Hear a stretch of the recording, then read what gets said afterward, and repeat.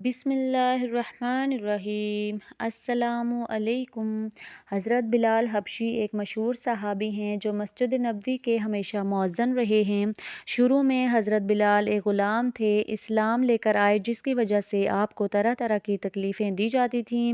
سخت گرمی میں تپتی ریت پر ان کو سیدھا لٹا کر ان کے سینے پر بڑی چٹان رکھ دی جاتی تھی تاکہ وہ حرکت نہ کر سکیں، اور ان سے کہا جاتا تھا کہ یا تو اسی حالت میں مر جائیں یا اسلام کو چھوڑ دیں، مگر اس حالت میں بھی ان کے منہ سے ایک ہی لفظ نکلتا تھا اور وہ تھا احد، یعنی اللہ ایک ہی ہے۔ رات کو زنجیروں میں باندھ کر کوڑے مارے جاتے تھے اور اگلے دن ان زخموں کو گرم زمین پر ڈال کر اور زیادہ زخمی کیا جاتا تھا تاکہ بے قرار ہو کر اسلام سے پھر جائیں یا تڑپ تڑپ کر مر جائیں۔ عذاب دینے والے اکتا جاتے، کبھی ابو جہل کا نمبر آتا تو کبھی کسی دوسرے کا۔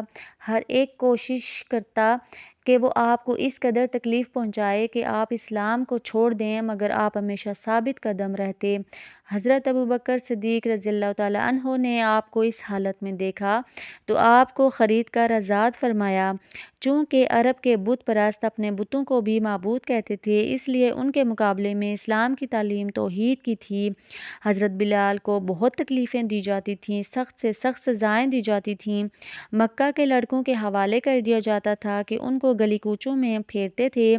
اسی کا یہ صلہ ملا کہ پھر حضور صلی اللہ علیہ وسلم کے دربار میں مؤذن رہے اور وہ اذان دیتے تھے۔ حضور صلی اللہ علیہ وسلم کے وصال کے بعد مدینہ طیبہ میں رہنا اور حضور صلی اللہ علیہ وسلم کی جگہ کو خالی دیکھنا مشکل ہو گیا، اس لیے ارادہ کیا کہ میں اپنی زندگی کے کچھ دن جہاد میں گزاروں۔